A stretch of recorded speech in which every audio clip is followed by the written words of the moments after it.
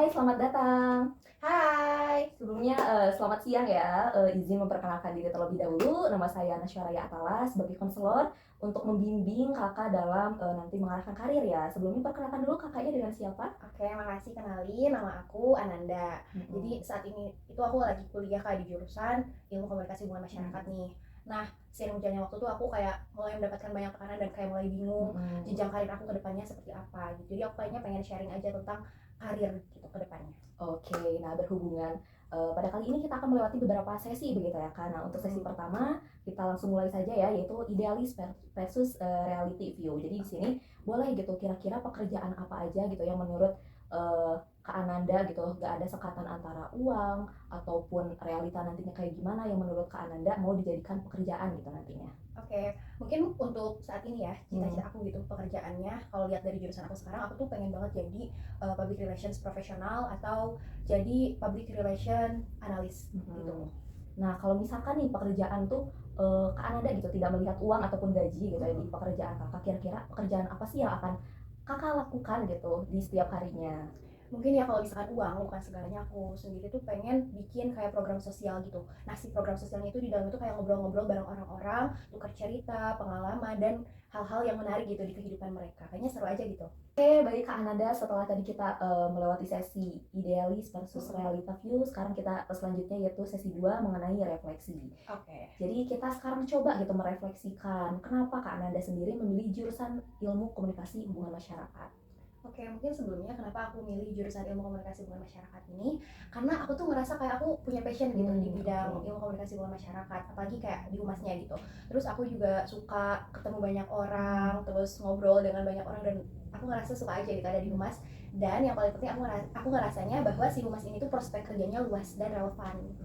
Dan setelah kita tadi merefleksikan ya dari pemikiran Kananda sendiri, kita masuk sekarang ke sesi 3 yaitu mengenai observe atau reframing.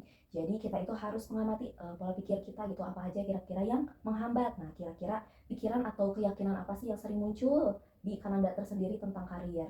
Mungkin untuk pemikiran gitu yang menghambat, dan aku ngerasanya ini tuh bakal menghambat karir aku tuh, sering ngerasa kayak takut tertinggal gitu sama orang-orang Mm-mm. lain. Terus aku tuh ngerasa bahwa kehidupan aku masih stuck aja di situ-situ aja, dan aku ngerasa hal itu tuh kalau misalkan dibiarkan bakal menghambat karir aku ke depannya gitu, Kak. Oh, oke. Kanada, karena tadi kita sudah melewati 3 sesi, sekarang kita masuk ke sesi keempat mengenai reframing 2. Jadi di sesi ini kita mengganti itu perspektif lama kita menjadi ke arah yang lebih baik gitu ya. Nah, menurut Kananda tersendiri nih, coba kita ganti cara pandangnya gitu. Menurut kakak tersendiri, ada gak sih keyakinan lain yang bisa merubah situasi Kananda pada saat ini?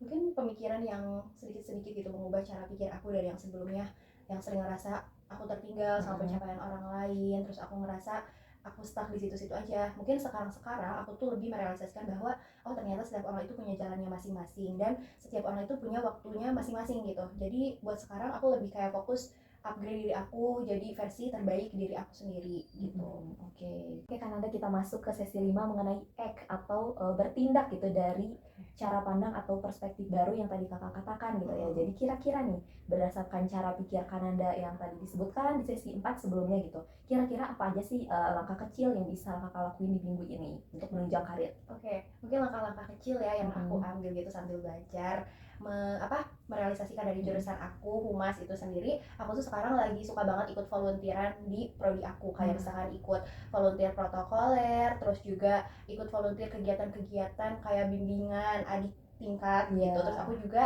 lagi berusaha buat ikut komunitas Perhumas Muda Bandung gitu. Jadi itu tuh kayak Oke. komunitas anak-anak humas di Bandung. Oke, bagus sekali ya Kanada. Oke, Kanada, kita sudah masuk ke sesi terakhir gitu ya, sesi 6 Oke. yaitu manifesto dan juga brainstorming. Jadi kita akan memetakan gitu apa aja sih yang menjadi minat karir dan juga refleksi nantinya gitu ya. Jadi di sini saya akan minta Kanada untuk menuliskan 15 profesi gitu yang pernah kakak sukai, Hmm. impikan ataupun kagumi. Oke, jadi kita Oke. akan siapkan dulu instrumen.